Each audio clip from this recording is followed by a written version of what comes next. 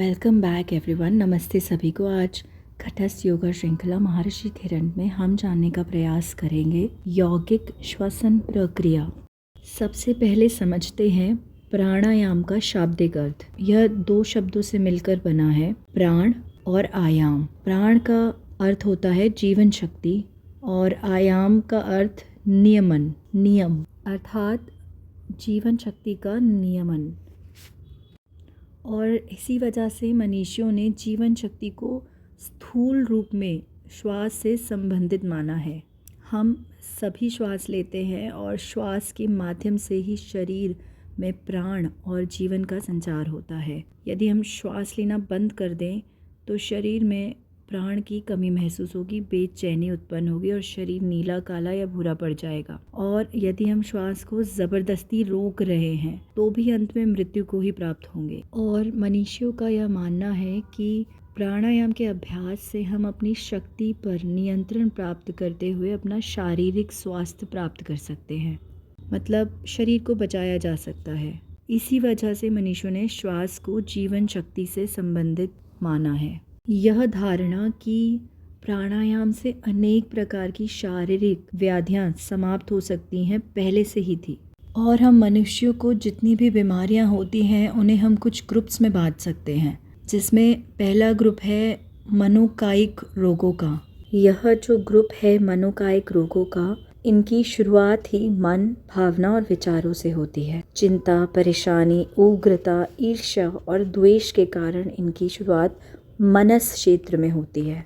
और मनोकायिक रोगों का प्रभाव और लक्षणों का अनुभव शरीर और उसकी आंतरिक क्रियाओं में होता है। और आजकल तो बहुत सारे रिसर्च ऑर्गेनाइजेशंस ने यह भी प्रमाणित कर दिया है कि बहुत सी मनोकायिक और कायिक मानसिक बीमारियां और मानसिक असंतुलन की समस्याएं जैसे निराशा, चिंता, परेशानी, यह सभी प्राणायाम के द्वारा ठीक हो सकती हैं। लेकिन प्राणायाम का अभ्यास करने के लिए कुछ विशेष नियमों का पालन करने की आवश्यकता होती है। और रोगों का दूसरा समूह या फिर ग्रुप है जो प्राणिक दोष या प्राण संचार में अव्यवस्था से जो उत्पन्न रोग होते हैं। जब भी प्राण संचार में अव्यवस्था होती है, सांस लेने की प्रणाली में कोई दिक्कत होती है या रक्तचाप से संबंधी कोई रोग उत्पन्न होते हैं, वह सभी प्राणिक दोषों के अंतर्गत आते हैं। ये जो बीमारियां हैं जो श्वसन संस्थान और प्राण के प्रवाह से संबंधित रखती हैं, उनसे बचने के लिए या फिर उनसे मुक्ति पाने के लिए महर्षि घिरंड ने प्राणायाम का अभ्यास बतलाया है।